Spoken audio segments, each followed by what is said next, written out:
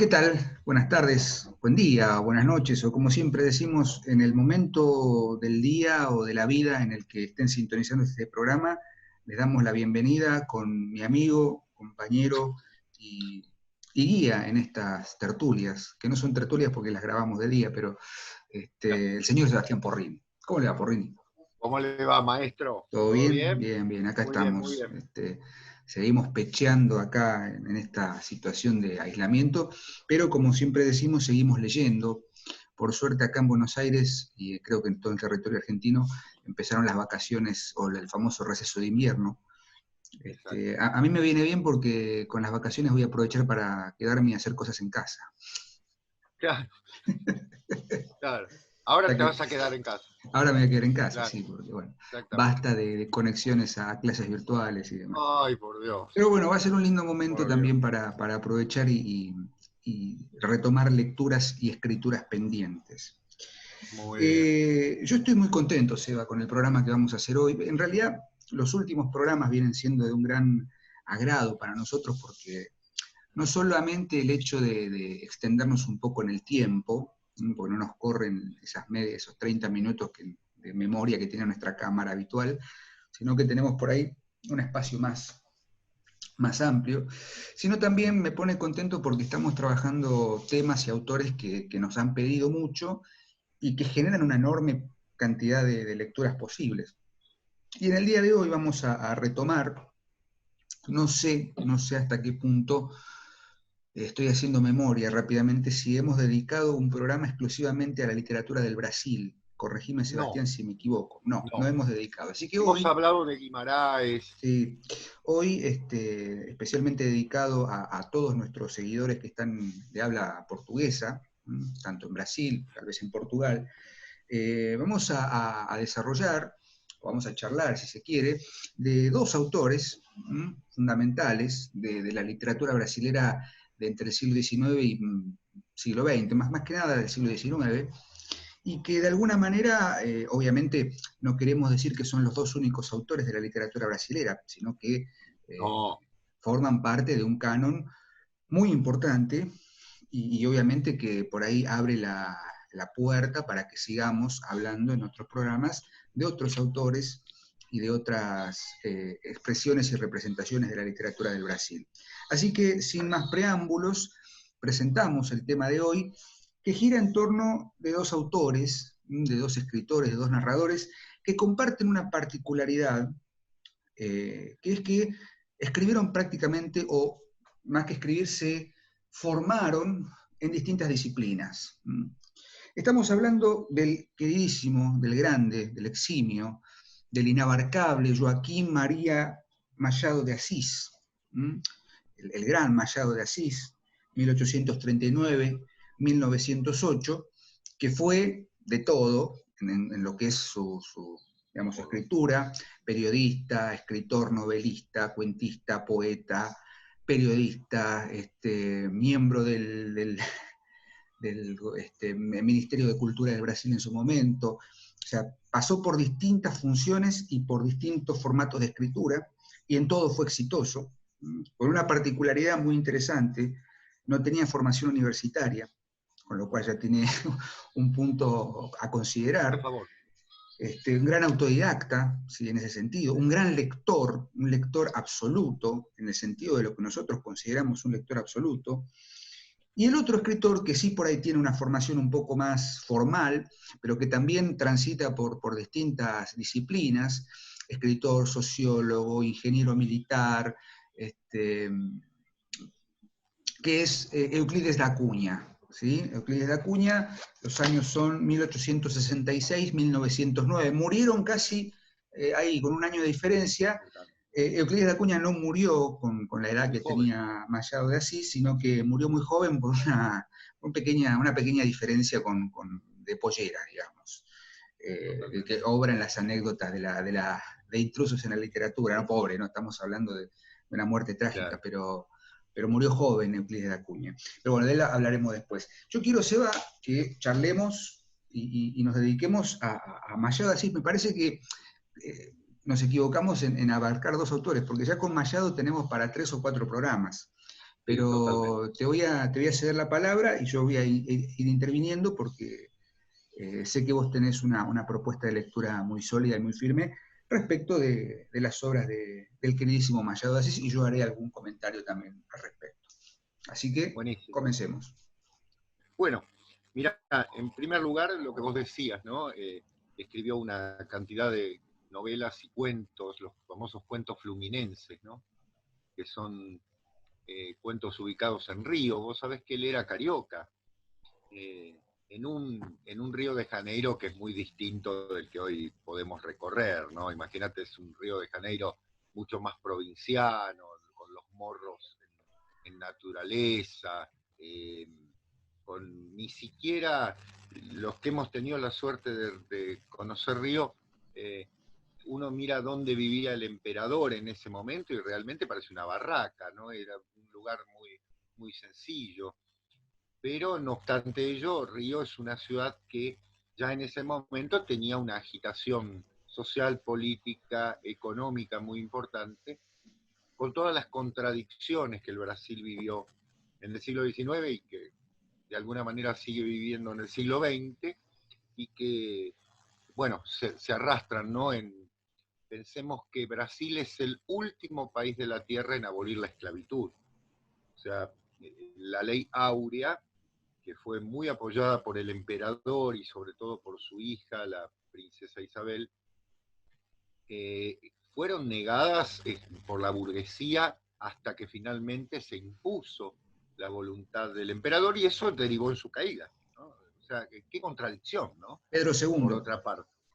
Claro, don Pedro II, que cuando uno ve la preparación intelectual que tenía, realmente era un hombre muy culto, muy preparado, muy, muy abierto hacia los estudios astronómicos, hacia el conocimiento de la filosofía, de la ciencia de la época.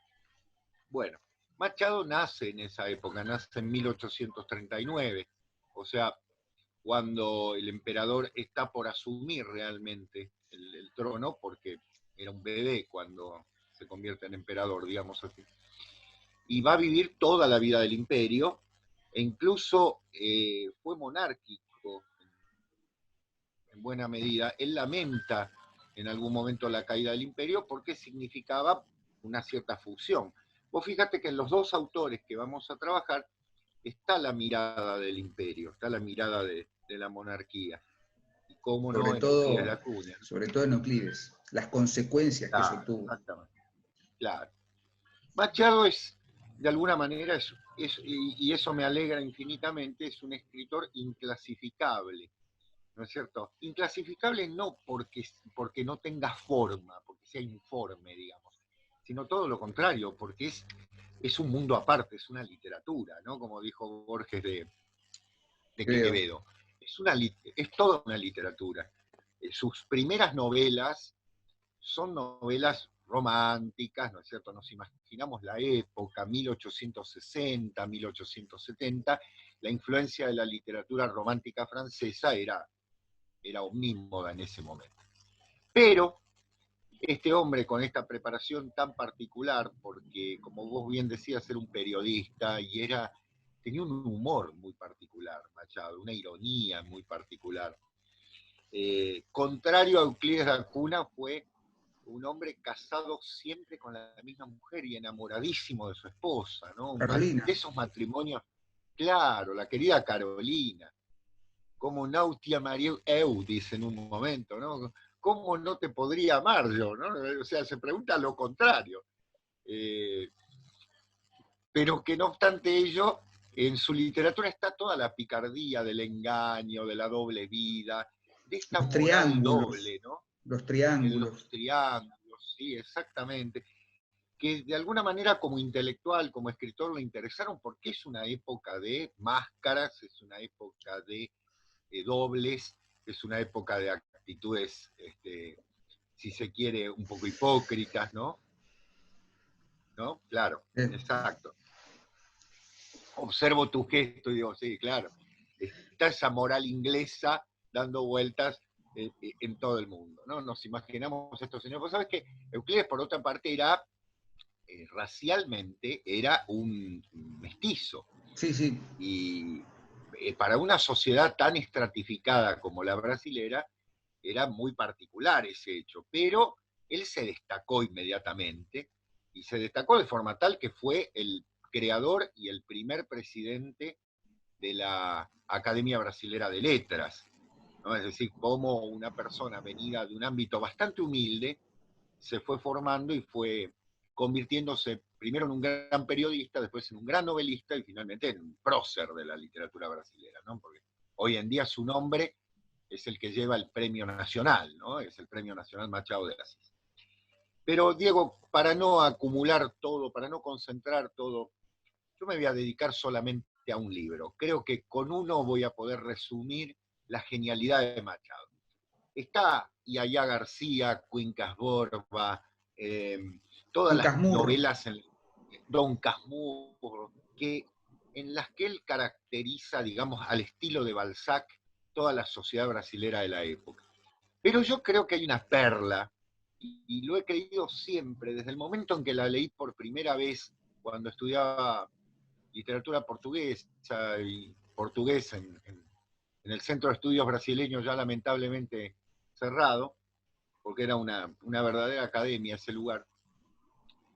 Me hicieron leer a Machado, por supuesto en portugués, ¿no? Cosa que era toda una prueba. De hecho, mirá, para que veas, acá lo tengo. Mm. Te darás cuenta que es portugués por los acentos, ¿no? Memorias póstumas. Quiero que pronuncies el nombre del señor. Memorias póstumas de Brás Cubas. No, y ¿No? de Joaquín María Machado de Asís. Ya siempre lo digo como si fuera un Sí, sí, sí. carioca. Aparte, Joaquín María Machado de Assis. aclaremos Bueno, para seguir generando los mitos en torno de Porrini. Porrini habla muy bien portugués. Aparte de leerlo muy bueno. bien, lo habla muy bien. Así que. Vos sabés que Nobleza Obliga, en un momento se me dio la posibilidad de traducir Mira, uno de los textos más bellos que hay de Machado, del cual hoy no voy a hablar, que es El alienista. yo voy a hablar del alienista. Ah, Lo voy a bueno, después cuando hable de Dacuña voy a hacer una relación con perfecto. Simao Bacamarte, el alienista. Ah, Shimo Bakamerchi. Un personaje notable, ¿no? Es una muy linda novela, muy linda. Vos sabés que yo no la conseguía en castellano y quería que mis alumnos la leyeran, Mm. alumnos de secundaria, ¿eh? Entonces me puse a traducirla e hice una traducción y después, mucho tiempo después, encontré una traducción castellana. Hay una traducción castellana, pero es muy bonito, muy bonito. Bueno, pero ¿de qué vamos a hablar? De Memorias Póstumas, ¿no es cierto? Memorias Póstumas de Blas Cubas. Yo creo que si uno habla de una novela moderna, y mirá lo que estoy diciendo, en la misma época en la que Flaubert está escribiendo Bugar et Pécuchet, Machado de Asís está escribiendo. Sí, no, es claro, es maravilloso, es el mismo año. En 1880, en el mismo momento en el que el querido Gustave está en sus últimos estertores, digamos, sin poder terminar esa genialidad que es Bugar et Pécuchet, Machado publica en un diario, perdón, en la revista brasilera, ¿sí? La revista brasileira, publica por entregas esta novela, que al año siguiente, en 1881, se publica como libro. Bueno, querer hablar de Memorias Póstumas va a ser dedicarle mucho tiempo, pero yo voy a tratar de ser muy esquemático, ¿no? ¿Es la historia de qué? Bueno, es la historia de un muerto que narra su propia vida. Es decir, se juntan varias cosas, ¿no? Por empezar, las influencias. ¿Qué influencias hay fundamentalmente en Machado? ¿Por qué el hecho de que narre un muerto, ¿no es cierto? Un difunto. Primero está toda la influencia del romanticismo, eso sería innegable, ¿no? Es decir, hay toda una historia romántica detrás, hay toda una historia de triángulo, valga decirlo, hay toda una historia de amoríos, que es muy propia de la época. Pero en segundo lugar, ¿cuáles serían los modelos de Machado de Asís?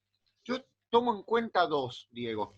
Uno es una novela que algún día le tenemos que dedicar, yo diría, más que un programa, un seminario, Sí, que es la queridísima Tristan Shandy, vida y o como opiniones. debe llamarse, Vida y opiniones del caballero Tristan Shandy, ¿no? De Stern, que es una de las novelas más increíbles de la historia de la humanidad, ¿no? De un humor impresionante, de una imposibilidad de narración llamativa, por otra parte. Y la segunda gran influencia es otra vez, como pasó con Poe, no con Joseph de Maistre, sino con su hermano, Xavier de Maistre, por su novela Viaje alrededor de mi dormitorio, sería una posible traducción, Voyage autour de ma chambre, en el que Xavier de Maistre, que queda encerrado por una cuestión de enfermedad y demás, escribe una novela que, si no la conoces, te recomiendo leerla, son 40 y pico de páginas, en las que el personaje, encerrado, obligado a vivir en su habitación, hace una caracterización de la habitación al detalle, ¿no? Como, y aunque parezca una locura, es una obra genial. ¿Por qué hay influencia en Machado de esto?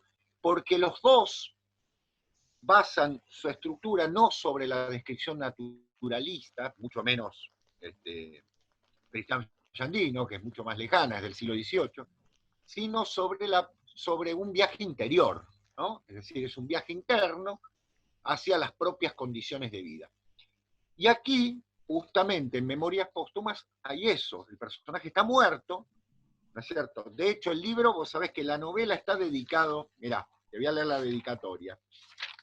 Dice, ¿la querés en portugués? Ao ver-me que primeiro roeu as frias carnes do meu cadáver, dedico con sabrosa lembranza estas memorias póstumas. O sea, al gusano que primero comió estas, o rolló, diríamos, ¿no? Las frías carnes de mi cadáver dedico con, digamos, saudosa, vos sabés que saudade es algo, con nostálgica, con nostálgico recuerdo, estas memorias póstumas. Fíjate vos cómo parte, ¿no? Una ironía increíble. Al gusano que me comió, ¿no? Al primero que me comió. Es decir, ya partimos de un humor muy particular, porque hay que trabajar con un tema como la muerte y convertirlo en un tema de ironía, de juicio de vida y demás. ¿Qué es Blas Cubas? Bueno, acá viene el problema fundamental. Blas Cubas es un prisionero de sus deseos, es de alguna manera un egoísta, es un fatuo, podríamos decir, ¿no? Si se me permite el término más culto, porque su vida ha sido inútil, es un inútil, para resumirlo. Lo único grande que ha hecho en su vida lo hace en la muerte, que es escribir sus memorias, ¿no? Y que Que de son alguna manera refleja, sí, decime, Diego, póstumas. La palabra póstumo, póstuma. claro, Ni siquiera las pudo publicar en vida, digamos. ni siquiera en vida, no las pone a escribir en vida, ¿no?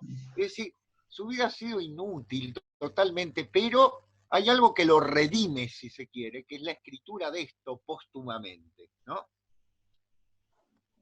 ¿Y la novela qué toma? Bueno, tenés temas variados, el amor, el engaño, los ideales, las costumbres sociales, pero fundamentalmente algo que es muy, muy fuerte en la época, que es que para Blas Cubas los sentimientos están enmascarados. Es decir, en realidad, él que ha sido prisionero de todos estos deseos, como decíamos, los sentimientos se encuentran enmascarados para enmascarar algo más, que es el egoísmo, ¿no? En el fondo, él está pensando en él, en su vida, exclusivamente. Un, un, si se quiere, una cierta herencia ya en decadencia, deformada del romanticismo, ¿no? Ese ego romántico va a derivar en un egoísmo personal. No hay preocupaciones desde el punto de vista de lo social o de lo intelectual, sino que forma parte de una clase burguesa chata, ¿no es cierto?, que vive para el enamoramiento, de reuniones sociales y demás, en la que el juicio gira en derredor de una sociedad que no tiene trascendencia. Aquí no hay trascendencia. Esto no quiere decir que Machado no la tenga. Al contrario, la novela es muy genial en ese sentido. Porque, bueno, por algunas causas, ¿no? Vamos a tratar de caracterizar un poquito. Primero y principal, ha sido leída en muchos casos como una novela realista. A ver, Diego, el primer dato, escribe un muerto. Ya tenemos Ahí un estamos, elemento que estamos fritos, ¿no es cierto? estamos disertando fuera del recipiente, como diría el querido Marcos Munstock. Marco, estamos muy bien, qué bueno, qué genial. Exactamente. En segundo lugar, en el capítulo 7, transcurre, si bien en un sueño, pero ten en cuenta que esto es muy shakespeariano, ¿no? Es como los sueños shakespearianos. En el capítulo 7, el personaje viaja montado en un rinoceronte al origen de los sueños, es decir, a lo que podríamos llamar el origen del tiempo, en un viaje fantástico. Es un capítulo justamente que, ¿sabes a quién está parodiando? Está parodiando al genial Luciano de Samosata, ¿no? Nada menos, el viaje a la luna, todas las historias que Machado había leído muy claramente, ¿no? El humor de Luciano está muy presente en Machado. Porque, a ver, ¿qué características hay en la novela? Uno, ausencia de ennoblecimiento de los personajes. Me he hecho una lista, ¿no? Porque mientras lo tengo anotado para no perder tiempo. Es decir, los personajes no son héroes, de ninguna manera. Son personajes de la vida cotidiana con sus contradicciones y sus fracasos, uno podría decir. Están más cercanos a un cierto lazarillo, si se quiere, con las condiciones, obviamente, de una clase alta. Segundo, la mezcla o la mixtura entre lo serio y lo cómico. Machado tiene, yo creo que vos lo has visto muy bien incluso en sus cuentos, ¿no? Sí, Puede pasar de lo trágico más increíble a lo cómico más extenso, más pleno, sin contradicción. O sea, tiene una pluma, tiene una elegancia para pasar de una cosa a la otra. Yo recuerdo el alienista que vos ahora vas a nombrar. El alienista es increíble porque está hablando de una sociedad que se está encerrando a sí misma, ¿no? Una ¿y cuarentena dónde? eterna. ¿Y dónde se encierra? ¿Y dónde? Claro, exactamente. ¿Y por qué no? ¿Y quién los encierra? Bueno. Después, eh, el hecho de que, como todo buen escritor que está seguro de su formación, Machado se permite relacionar con amplia libertad todos los temas, todos. La vida, la muerte, el amor, las preocupaciones sociales, los conflictos internos, la psicología, lo que sea, ¿no? Hasta la moda. ¿Mm? Por otro lugar, lo que podríamos llamar, esto te va a interesar porque es muy típico de esa época, el desdoblamiento. Es decir, el hecho del doble, ¿no? Tan presente en la literatura del siglo XIX. Los personajes que viven una doble moralidad, una doble vida. Y algo clave, que es no innovador, pero valga decirlo, sí, siempre tan fresco, que es la mezcla de géneros. En la novela hay de todo. Hay cartas, hay diálogos de tipo teatral, hay estructuras cerradas de capítulos que parecen cuentos o que parecen especie de fábulas, porque, por ejemplo, yo siempre pongo como ejemplo de esto, valga la redundancia, el diálogo de Adán y Eva, que es un capítulo en el que no hay ni una sola palabra, ¿cierto? Son todos signos de admiración, de pregunta, puntos suspensivos, comas, no hay ni una sola palabra, en el que gráficamente, en 1880, Machado ya está preanunciando lo que la literatura del siglo XX va a venir a hacer, ¿no? Es decir, queda todo entendido sin una palabra, como si me dijese, no digas nada más, está todo claro, ¿no? Perfectamente claro. Y una condición fundamental que se nota en la novela es que Machado reúne toda esa época de la explosión de la literatura naturalista, no para tomarla, sino como una reacción. Es decir, lo fantástico, el elemento clave de que un muerto es el que narra, convierten a la novela en, digamos así, una especie de testamento, si se me permite, de cierto romanticismo. El personaje viene al estilo de Adán Buenos Aires, que viste, viene a citar un poco el epitafio de las vanguardias en Argentina, del Martín Fierrismo y demás. Aquí yo me atrevo a decir que la novela también representa un cierto epitafio del romanticismo, con una sonrisa, ¿no? Porque el personaje, que es un fato, que es un perdido, que es un inútil en muchos sentidos, es trabajado con un humorismo clave, ¿no? Con un humorismo que no es la experimentación como en el naturalismo, para nada, sino fundamentalmente como una conversación entre lo serio y una mixtura, decíamos antes, entre lo serio y lo cómico, de una manera clave, al estilo de Luciano, ¿no? Como nombrábamos antes. Es un personaje que de alguna manera le llega a la filosofía cuando está muerto. Y le llega a la filosofía en un momento en el que esa religión de la humanidad que rigió en el siglo XVIII, en el siglo XIX, perdón, con cierto positivismo y demás, Machado la viene a contrarrestar, diciéndonos la enseñanza le llega tan tarde que todo está como entregado a esa situación absurda, ¿no? De la vida y de la muerte. Ya que el otro día hablábamos de Camus, bueno, aquí tenemos también una situación enormemente absurda. La novela, yo recomiendo su lectura ya mismo. Está traducida al castellano. El Centro Editor de América Latina tiene una edición muy económica, que si la ven por ahí, consíganla. Pero si no me equivoco, Diego, me parece que hay una edición más moderna. Yo no la tengo. Ya te digo, la tengo en portugués y la tengo en el Y Centro Editor. creo que Eterna Cadencia, por ahí me estoy Ah, Eterna equivocando. Cadencia lo Eterna tiene. Cadencia me parece que lo tiene con un muy buen prólogo. Ah, buenísimo. Bueno, mira, eso sería interesante para leer una traducción más moderna, ¿no? Por ahí más fresca en ese sentido.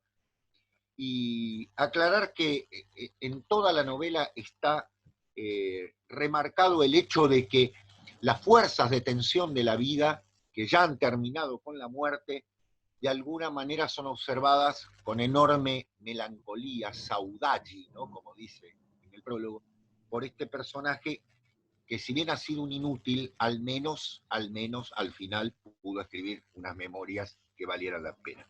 Así que, bueno, no quiero monopolizar la palabra, ¿no? Uno puede llegar a decir muchísimas cosas más de Memorias Póstumas. Creo que es una novela que, si se hubiese publicado en Europa, en francés o en inglés, hoy sería una novela central.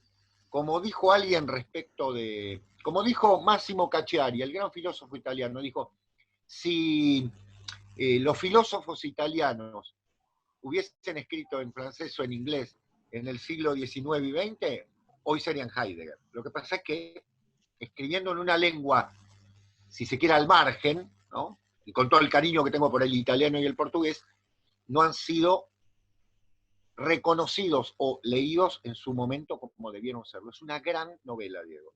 Al igual que un Tristán Shandy, Memorias Póstumas, es una de las grandes novelas del siglo XIX y una de las grandes novelas de la modernidad, sin lugar a dudas. Quiero complementar lo que estás Dale. citando, Seba. Y obviamente voy a ser intelectualmente honesto, voy a ser probo en ese sentido.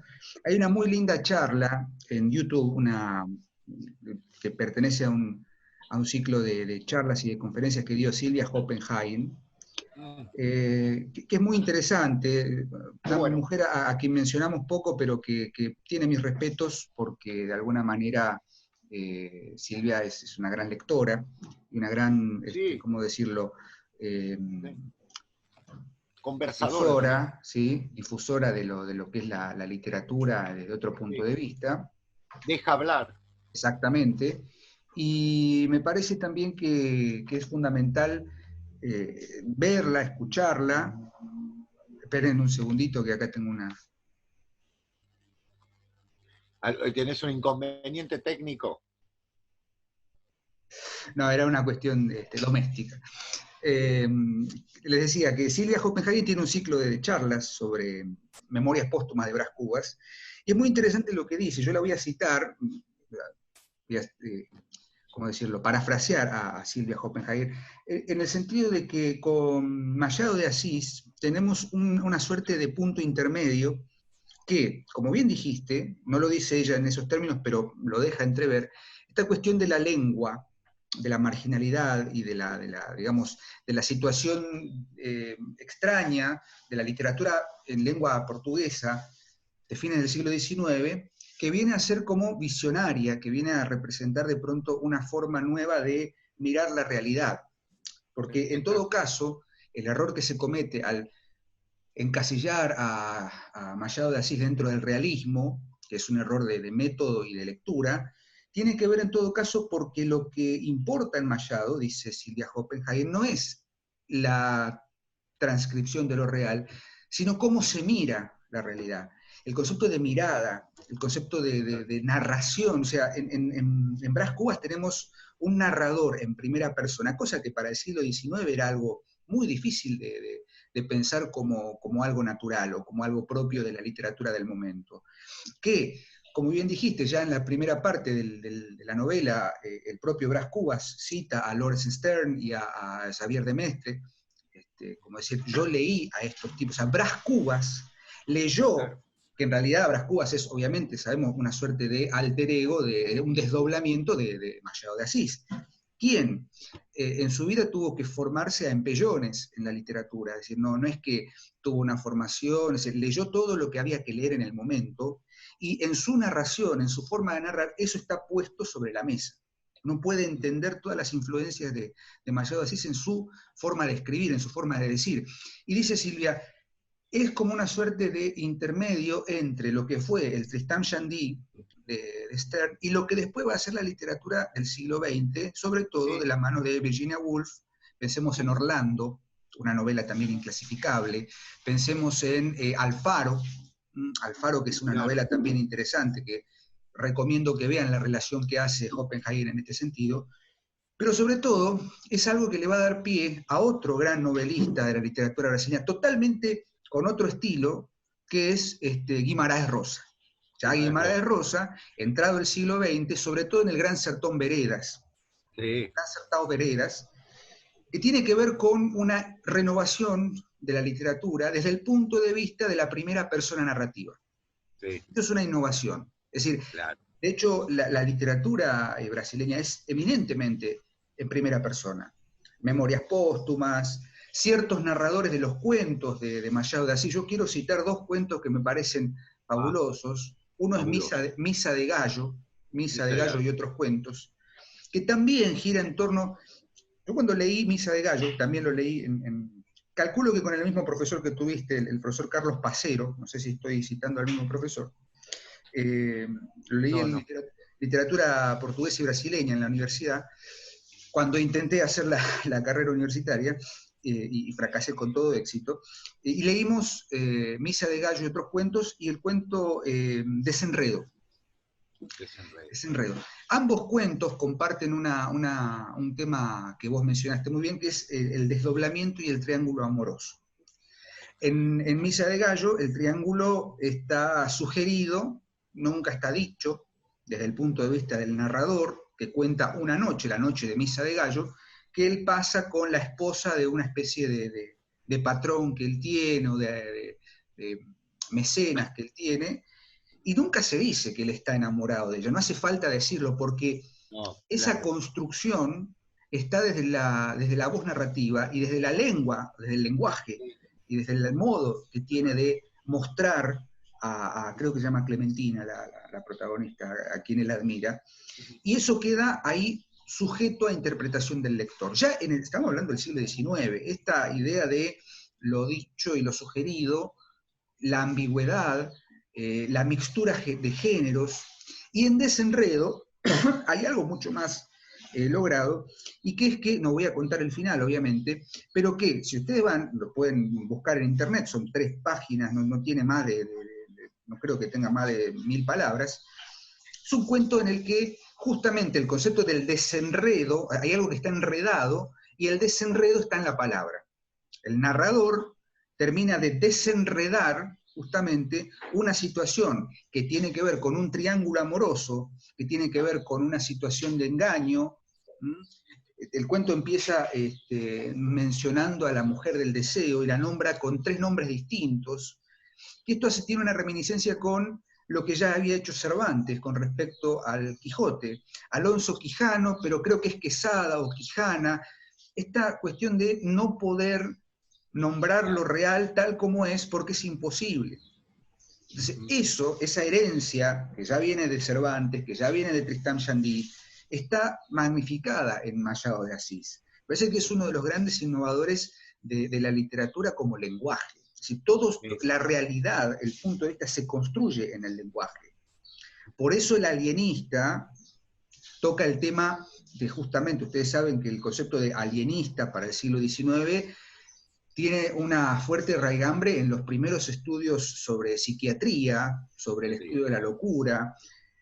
Podríamos decir, grosso modo, así salvando las distancias, que el doctor Seward en Drácula, muy posterior obviamente, 1896 más o menos, es un alienista en ese sentido, porque los primeros estudios sobre la locura o sobre ese estado de psicopatía o de como quieran llamarlo, está hecho desde un punto de vista muy centrado en el accionar del individuo y en el decir del individuo. Simao Bracamonte, el protagonista, que trabaja en la Casa Verde, como le dicen, que no tiene nada que ver con la Casa Verde de Vargas Llosa, ¿no? Porque no, nada. Vargas Llosa, la Casa Verde es un prostíbulo, el alienista, la Casa Verde es una suerte de primer arquetipo de lo que sería un manicomio o un nosocomio, o como quieran llamarlo. ¿Y por qué ese centro en la idea del alienista? Porque todo circula en la palabra. Es decir, en los estudios de la palabra desvariada, el desvarío, la máscara, lo que hay detrás, lo enmascarado. Y Guimarães fue un gran impostor en ese sentido. No me refiero a su vida, sino a su forma de narrar. Es maravilloso. Y dice Silvia Oppenheim en esa charla, que de alguna manera Guimarães Rosa, el narrador posterior, toma la posta de Machado de Asís para continuar una tradición, pero ya desde otro punto de vista. Porque en Machado de Asís tenemos esa literatura culta, esa prosa de una cultura imponente, de una formación académica, perdón, de una formación, valga la redundancia, en la cultura universal imponente, mientras que en Guimarães Rosa tenemos la voz y la mirada de lo marginal, de lo inculto, del famoso nordeste brasileño, claro, ¿sí? De los sertones o los sertanejos, ¿no? El gran sertón vereda, que ahora vamos a hablar un poco de esto también cuando charlemos de Euclides de Acuña. Entonces, yo creo que coincidirás conmigo, Seba, en Machado de Asís hay toda una literatura, lo has dicho muy bien, pero sobre todo hay una necesidad de leerlo como alguien innovador, sí, y no encasillarlo dentro de cualquier escuela literaria.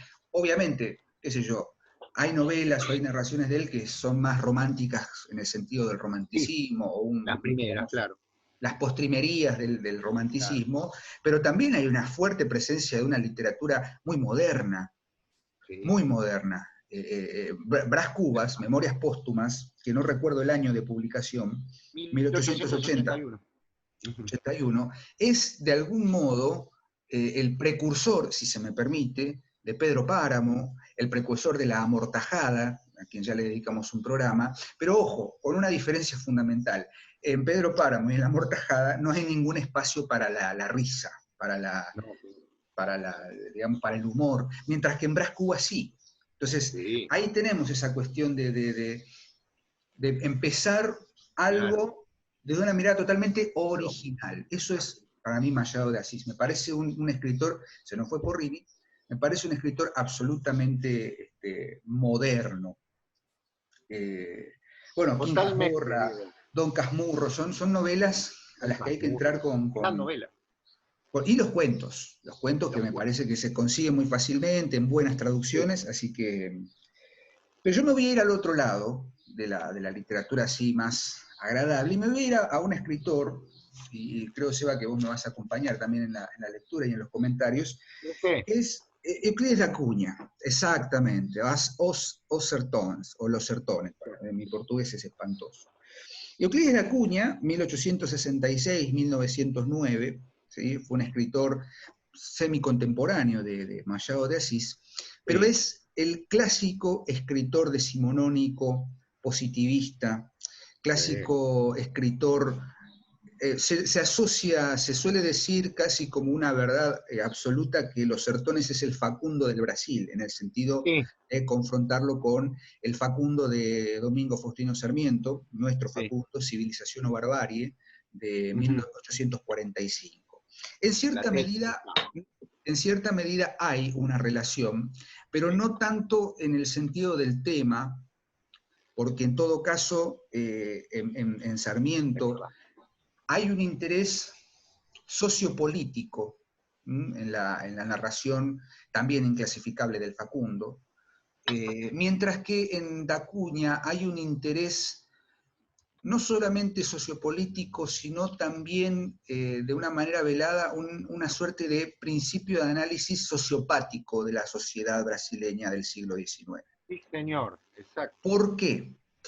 Porque, como bien dijiste, Sebastián, Brasil, en 1800, tengo acá el 88, dato, 1888, abolió la eh, esclavitud. se produce la abolición de la esclavitud, pero en 1869, ¿sí?, se produce un golpe de Estado, si no me equivoco. 1889, 1889, perdón, estoy con la, los números. la caída del emperador. La caída de Pedro II. Esta suerte de golpe de Estado va a generar en Brasil la instauración de una república. Ujú. Y acá, bueno, no quiero irme por las ramas, pero ¿qué conlleva esta instalación de la república? La abolición de los valores monárquicos y de los valores de liberación de la esclavitud, y sobre todo va a producir una búsqueda de un progreso, ¿sí?, de un progreso indefinido, y no olvidemos que detrás de toda revuelta supuestamente movida por el bienestar del pueblo, hay intereses que no son para el pueblo. ¿Sí? Esto lo hemos vivido en todas las revoluciones, desde la francesa hasta la Revolución de Mayo y pasando por todas las revoluciones. No pido, por favor, no me tiren con nada, o si quieren tírenme, pero digo, no pensemos que las revoluciones libertarias y demás tienen como ideal último la liberación del pueblo. En todo caso, es una excusa para otros intereses, porque siempre hay manos oscuras o coletazos de otros intereses políticos y sobre todo económicos, porque con la instauración de la República obviamente se abre el Brasil a otros países de Europa que estaban queriendo meter la cuña. No olvidemos que por esos años, fines del siglo XIX, 1865, 1870, se dio la guerra de la Triple Alianza en Paraguay. Allá en Japón, en esos mismos años, estaba dando la última rebelión de los samuráis en Satsuma. Digo, todo esto ya lo hemos dicho más de una vez, está motivado por intereses políticos y económicos que de alguna manera buscan beneficiar otro tipo de objetivos. ¿A qué voy con todo esto? Y por eso decía no me quiero ir por las ramas. Ese movimiento de cambio político genera determinados focos de rebelión o determinados focos de resistencia. Uno de esos focos, justamente, fue la región de Canudos, en el nordeste brasilero, digamos, es una zona, ¿sí?, desértica, árida, que se llama el sertón. Los sertones, para los lectores que por ahí no tienen conocimiento de este término, hace referencia a esas regiones desérticas, semiáridas del nordeste brasileño, ¿no? El sertón es como la pampa árida o la pampa seca Árida. de aquí, de la región sur del Río de la Plata, central del Río de la Plata. Digo, ¿y qué pasa en esas comunidades? Es una comunidad que ya la misma palabra desierto, sertón, implica una orilla, una marginalidad, algo que está en el margen justamente, que está fuera de la línea central, si se quiere, civilizada, entre comillas, del centro del Brasil. En esos años se produce, en 1800, fines del siglo XIX, 1896, 1897, se produce un foco de rebelión muy grande, muy fuerte, en Canudos, en la región de Canudos, en el nordeste brasileño, en el Sertón, dirigida por una figura que es muy interesante, a la vez que trágica, que es, lo voy a citar con su nombre completo, el predicador místico, mesiánico, Antonio Vicente Maciel, llamado Antonio, también conocido como Antonio Conselheiro. ¿Qué pasa con esta figura? Viene a atraer una mirada totalmente distinta, una especie de profeta medio loco, medio delirante, que viene a promover la idea mesiánica de que tiene que volver no solo la forma del emperador, Pedro II, sino también la forma del gran rey Sebastián, ¿no? El famoso mito del sebastianismo, que está muy bien retratado en Que Pessoa, tratamos con Pessoa. con Pessoa, en uno de sus poetas, como es no me acuerdo ahora el heterónimo, que es sebastianista. ¿Me podrás recordar? Me parece que es Álvaro de Campos. Álvaro de Campos, bien. Es decir, eso ya lo hemos tratado. ¿Qué es el sebastianismo? Es la idea de un regreso glorioso de un estado, de un estado o de una forma de existencia sostenida en tradiciones, para que vivir acá de a dos es complicado. Por supuesto. No quiere salir en cámara, así que por eso. Le decía que esta idea del sebastianismo representa el retorno a un ideal en el que, ideales, perdón, en los que los valores trascendentes, los valores tradicionales, estaban mucho más... No te hagas problema. En mi casa se mueven las escaleras, se producen apariciones. Sí.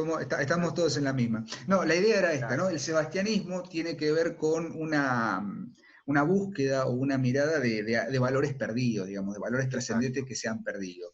Y en ese sentido, me parece sumamente interesante ver la figura de Antonio Conselheiro como una figura peligrosa para esta nueva república. Entonces, ¿qué pasa? Claro. Empieza a producirse una suerte de levantamiento popular. ¿Por qué? Porque la revalorización de los rituales cristianos, místicos, la idea de ese regreso mesiánico del sebastianismo y demás, empieza a movilizar a los intereses de la nueva república, y por supuesto se produce una suerte de persecución y de campañas militares que terminan entre 1896 y 1897 con 4 incursiones militares fuertemente armadas y fuertemente violentas en contra de la región de Canudos, esta incursión conocida como la Guerra de Canudos, que produce la masacre de todos los seguidores de Antonio Conselheiro y como consecuencia la destrucción del sertón, y digamos, la desarticulación de este movimiento religioso en principio, pero con, obviamente, incidencias políticas y sociales. Política, sí, exacto. Esto que acabo de hacer brevemente, este resumen, es el centro de los sertones de Euclides de Acuña. ¿Quién fue Euclides de Acuña? Bueno, como lo decía anteriormente, fue un escritor, sociólogo, ingeniero militar, físico, que estaba fuertemente influido por las lecturas deterministas, por las lecturas, digamos, evolucionistas del momento. Hay un autor alemán, un biólogo alemán, Ernst Haeckel, que fue, digamos, el que sostuvo, por ejemplo, la frase que la civilización no puede avanzar en un territorio como el Brasil, por lo tanto, todo aquello que no permita el avance de la civilización tiene que ser destruido, pero por una cuestión de determinismo, en el sentido del determinismo naturalista o biologicista, que sostiene que el hombre es producto de su entorno, por lo tanto, si el entorno es salvaje, el hombre va a ser salvaje. De ahí la relación con Sarmiento.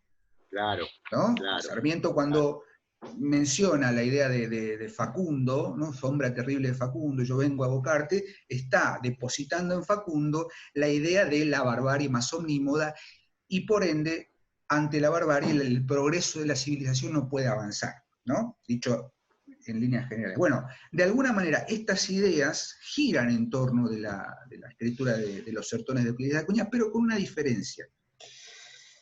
¿Qué pasa con los sertones? Una obra monumental, un bodoque, vos lo tenías ahí, unas 500 páginas, sí. Está dividida en 3 partes: la tierra, el hombre, la lucha. Pero a diferencia del Facundo, me permito decirlo, los intereses de Euclides de Acuña son ambivalentes.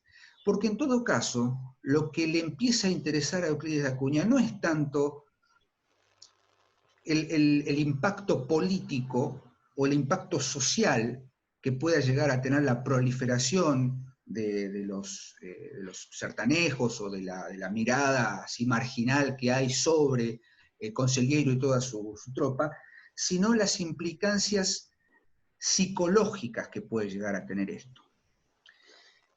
Si uno lee Los Sertones se va a encontrar con una prosa totalmente distinta a la de Sarmiento. Totalmente. Sarmiento tiene una prosa muy retórica, Apasionada. muy apasionada, muy encendida. Euclides de Acuña tiene una prosa mucho más estructurada, una prosa mucho más cuidada, pero también un movimiento pendular entre la fascinación que le genera esta eclosión del movimiento de Conselheiro y de su gente, y la tensión que se genera con los intereses de la metrópolis o de la urbe en Río de Janeiro o en los grandes centros urbanos. ¿Qué pasa? Porque ante la proliferación de lo distinto hay algo que se desencaja, y ese desencajarse opera no tanto o no solamente en aspectos sociopolíticos, sino también en aspectos de la psiquis del hombre. Yo quiero citar, si se me permite, voy a hacer una barrabasada, que es citar unos fragmentos del final de Los Sertones, porque me parece que tiene un valor esencial. Ya desde el momento en que sabemos el final de la historia, sabemos cómo termina básicamente. Da Acuña narra toda la masacre que se produjo en Canudos, y aparte fíjense cómo lo dice, esperen que yo lo tengo acá. Hacia el final dice: cerremos este libro. Canudos no se rindió. Ejemplo único en toda la historia, resistió hasta el agotamiento completo.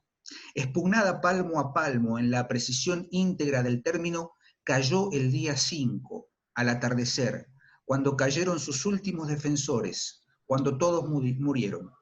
Eran solo 4, un viejo, 2 hombres y un niño, al frente de las cuales rugían rabiosamente 5.000 soldados.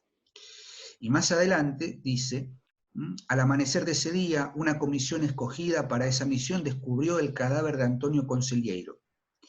Y lo que hacen con ese cadáver es decapitarlo, ¿sí? Entonces le cortan la cabeza, lo restituyeron luego a su tumba.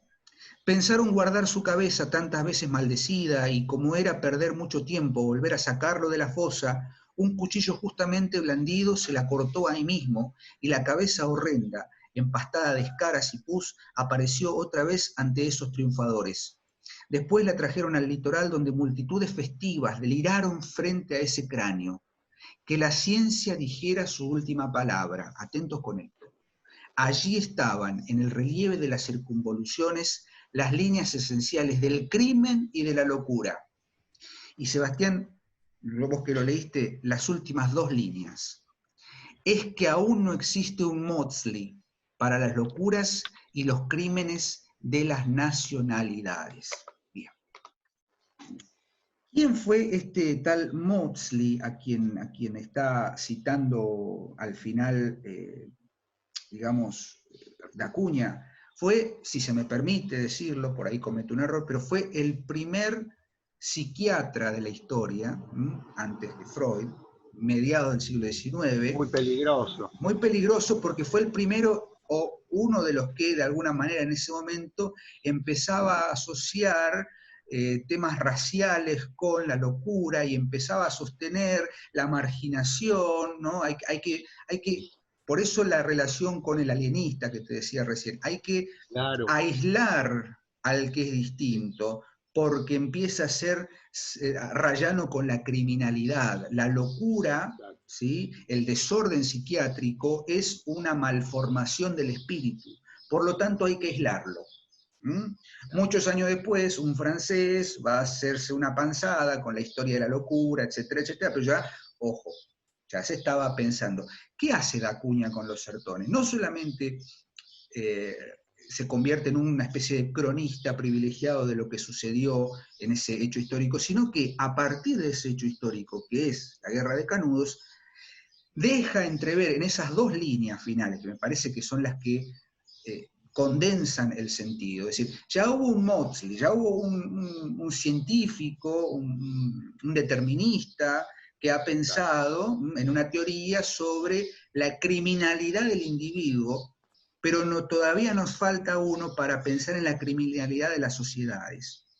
¿Qué está queriendo decir Da Cunha con esto? Y por eso me parece que es una lectura ineludible para entender esta renovación que hay, o esta suerte de movimiento importante de la literatura del Brasil de principios del siglo XX, fines del XIX.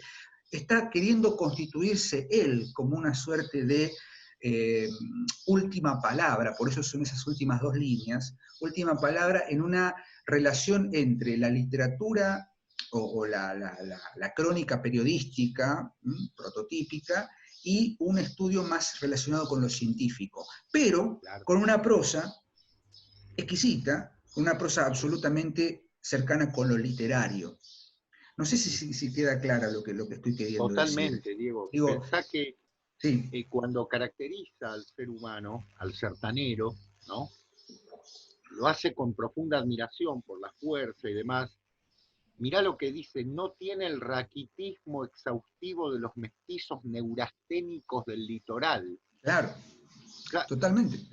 la caracterización étnica o racial en ese momento, si se quiere, es profundamente incorrecta desde un punto de vista político hoy en día, pero en esa época profundamente científica. Eso Porque es, Euclides da Cunha es un positivista, que era lo totalmente, es un que todo, determinista claro, darwiniano, con las teorías como decimos, de Haeckel, de Taine, el francés también. exacto. Digo, después esto va a derivar, obviamente, en el En horrores. desastre, el horror, ¿no? Claro. Que fue Goebbels y toda la cuestión. Estoy haciendo un traslado así muy, muy exagerado, pero Pero 1900, Los Sertones es de 4, creo. 1904, por ahí recién empezado el siglo XX. Exactamente. Y es lo que a mí me parece fascinante, es que, y acá está el puente, Machado de Asís, en El alienista, no termina de decirlo con la certeza o con la claridad que lo plantea Da Cunha, pero de alguna manera, como bien lo dijiste anteriormente, empieza a cuestionarse esta nueva sociedad moderna que empieza a surgir, no solamente en Europa, digo, también en América Latina. ¿Y cuáles son las consecuencias posibles de esto? La criminalización de la locura. Claro.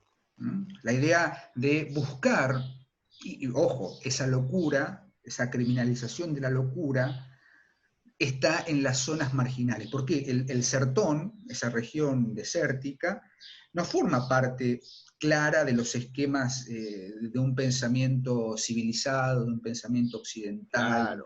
es la No, por barbarie. supuesto.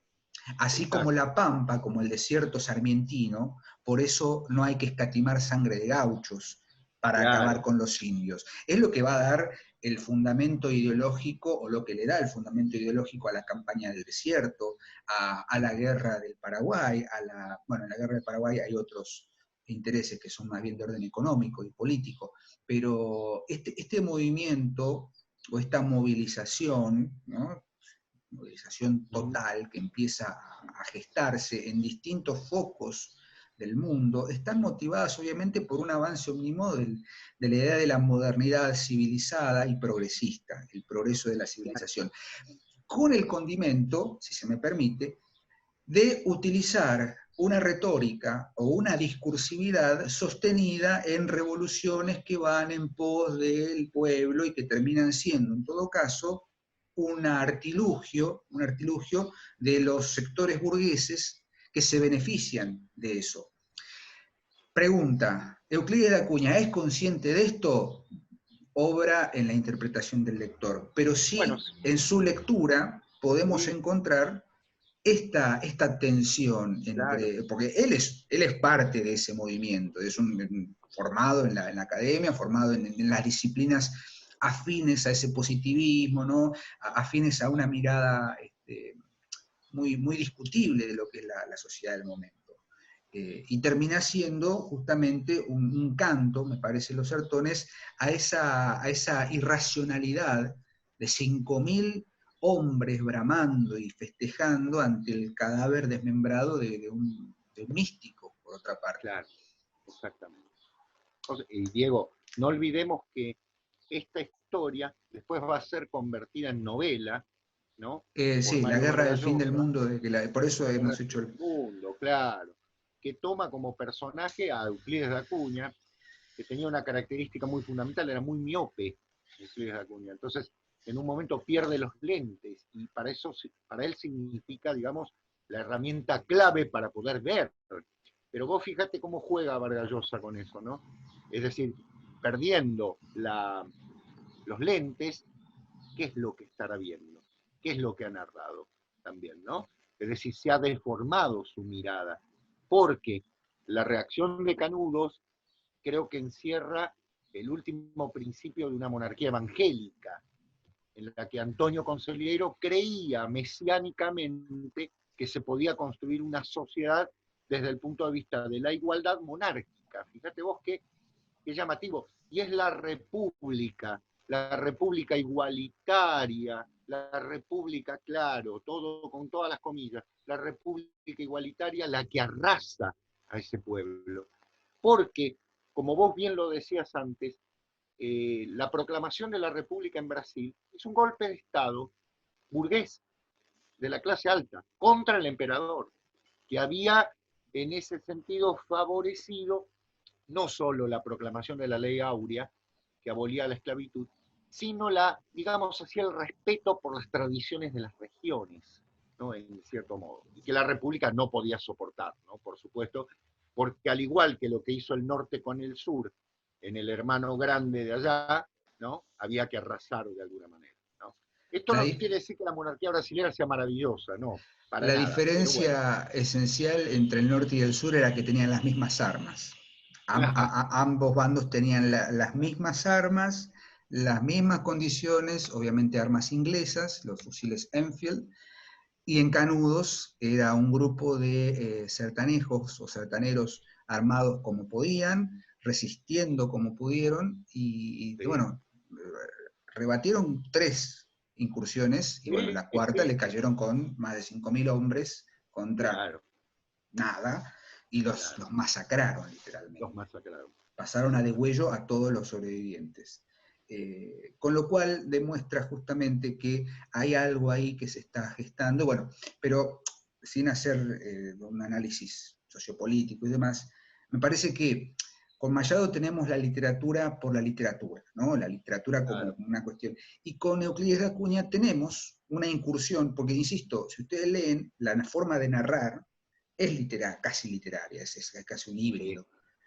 sí, Insisto, la diferencia con la prosa sarmientina, o sea, Sarmiento es una cosa claro. efervescente. Euclides de Acuña tiene una enorme nostalgia también, porque la forma de narrar el final, sobre Feudal, todo las últimas 20 páginas de los Sertones, tienen uno termina preguntándose si realmente Euclides de Acuña avaló o sea, estaba, una pregunta por ahí un poco tonta la que hago, pero habrá estado de acuerdo con el modo, porque el modo que tiene de narrarlo es muy particular, ¿no? O sea, 5.000 bramaban 5.000 hombres sobre ese cadáver putrefacto, y se pregunta al final, todavía no había llegado un Maudsley para la irracionalidad y la locura de las nacionalidades. Es decir, de lo individual busca una mirada colectiva.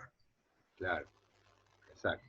Es un Y pueblo. obviamente considerar esto como uno de los textos ineludibles de la literatura brasileña, que como todo Bodoque genera también su resistencia, ¿no? Porque el Facundo, perdón, de Sarmiento, es un hueso duro de roer para quienes en algún momento hicimos la carrera de letras y tuvimos que llegar a ese monstruo que era el Facundo. Lo mismo sucede con quienes estudian literatura en Brasil, En porque Brasil. calculo que es un texto que sigue generando su Sí, sí, resistencia, sigue pero generando que conflicto. quizás leído en esta clave, ¿no? Leído con este contexto de fondo, con la formación de Acuña y demás, puede llegar a tener otro valor. No sé, es muy soberbio lo que estoy diciendo, pero me parece No, no. que las claves de lectura, así como leer a Machado de Assis desde otro lugar, ¿no? No tanto como un realista o dentro de un movimiento literario, sino como un escritor hecho y derecho con todas las letras. Innovador, totalmente, totalmente.